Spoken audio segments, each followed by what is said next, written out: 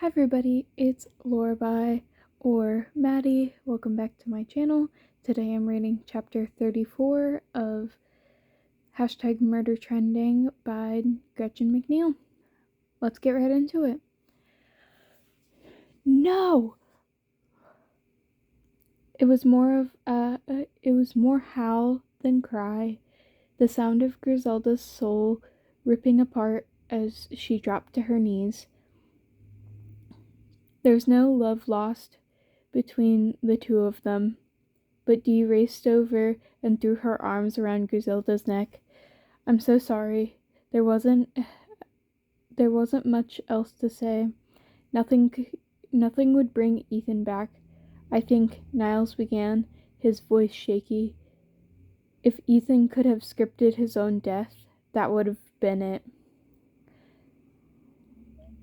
It was true. Reenacting a scene from Die Hard was practically a dream come true for Ethan, though probably without the bloody, gruesome death part at the end. And even though Dee had never been shot, as with Blair, she found comfort in believing that Ethan's death had been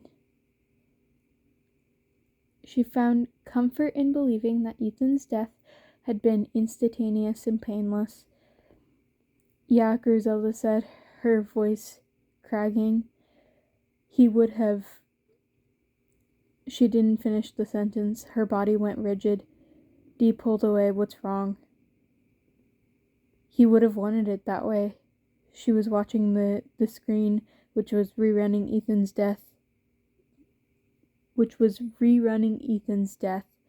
Actors to their places, Cecile yelled on the video replay. Yeah, Dee agreed. He would have. Griselda's face hardened. Her eyes flashed with anger. It's the kind of death that Ethan would have wanted. Ethan. What are you going on about? Niles said. Griselda swung around. The set, the dummy. Cecile must have planned it all in advance. All of the Postman's killers planned their murders well in advance, Mariah said. Exactly. And there were what, like 10 minutes between when Ethan was taken and the live feed started? That's weird, Mariah said. Cecile always uses warehouse 214B. It used to be a sound stage for a company that produced dungeon pornography. She shook her head. But that's on the far side of the island. There's no way Cecile could have gotten over there between the time Ethan disappeared and when that video began. Which means Cecile had to set up the Die Hard scene here, in the guard station. But if that's true, Dee said, realizing what Griselda meant, how did the postman know that Ethan would be here today? Ethan hadn't been jogging around the island. Ethan hadn't been jogging around the island when he'd been captured. He hadn't been taken from the barracks or the gym, places one would expect to find Ethan if he was going to be the next victim. It was true that Niles was supposed to be at the guard station today, but not the rest of them. They'd gone there on a whim. He's been leading us around like calves to the slaughter, Dee said, her stomach sinking. He knew that the guards were all dead, and that if Niles survived the Hardy girls, he'd discover what had happened up here. But not that Ethan would be with him, Griselda countered. Maybe not, Mariah said, but Niles, what's the first thing you would have done if you'd come up here alone and found everyone dead?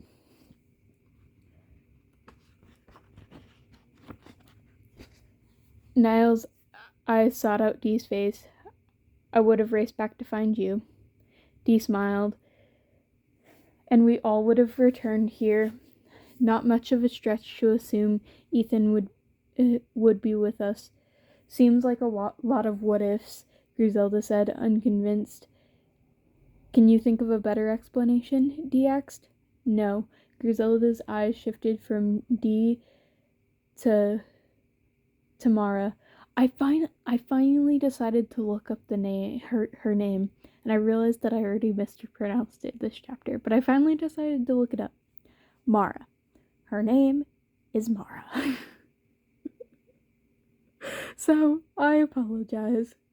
Bear with me. I will try to get used to saying Mara.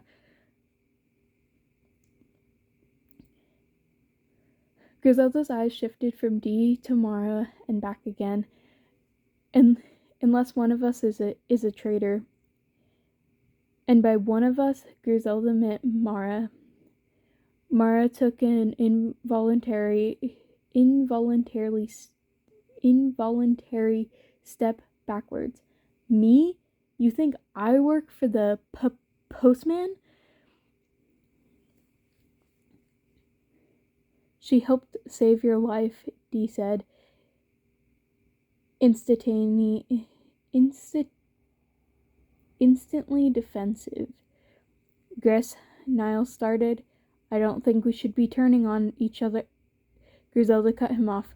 But she's not really one of us, is she? And she knows an awful lot about the Paniacs. Too much.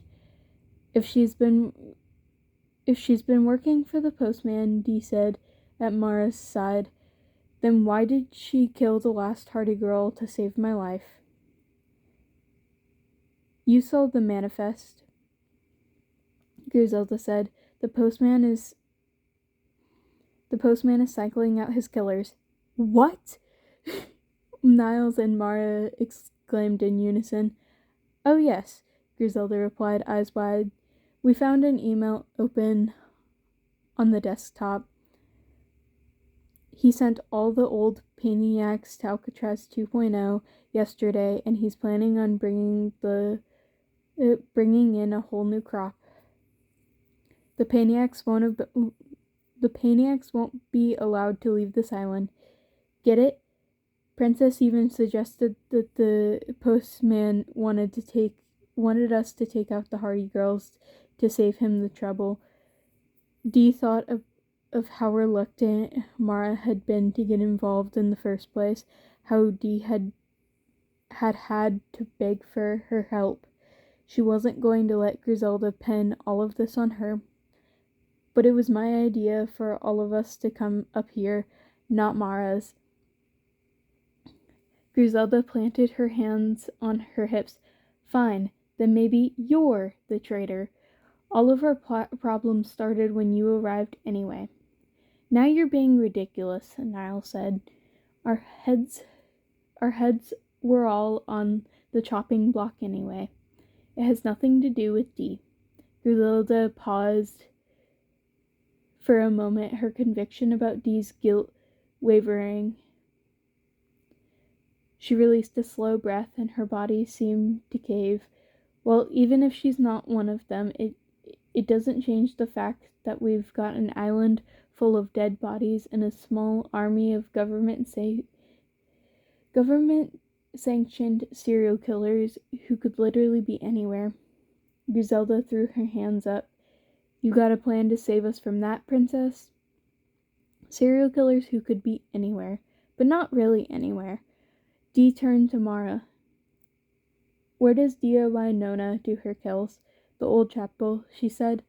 Judging by the windows and what's left of the altar, she's done a lot of redecorating. And the barbaric barista?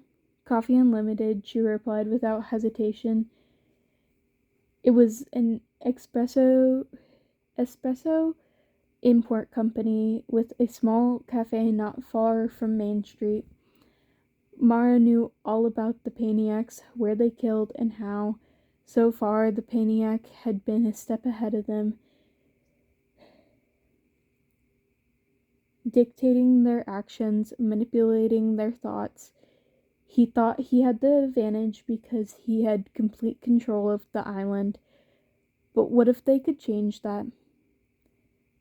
We have to tell someone what's happening here, Dee said. Her jaw tightened as she realized what she was going to have to do. Wow, brilliant, Griselda said. Do we also need air to breathe and food to eat? But Niles noticed the change in Dee's demeanor. What are you thinking? There's only one guaranteed way to get airtime on Alcatraz 2.0, Dee said. Ethan had been on to something without even realizing it. Right before Cecile cut him off, no deaths happened on Alcatraz 2.0 without a camera watching, and right now Dee needed most what Dee needed most of all was a live camera feed. And Mara was the key to finding it. Dee, Mara began. No. But her mind was made up. Without another word, Dee turned and marched out of the cafeteria. And that is the end of chapter 34. Now the real question is, what serial killer are we going to visit? Because I feel like there's a couple that would be a little scary. Just a little. Okay. I'll see you guys next time. Bye-bye.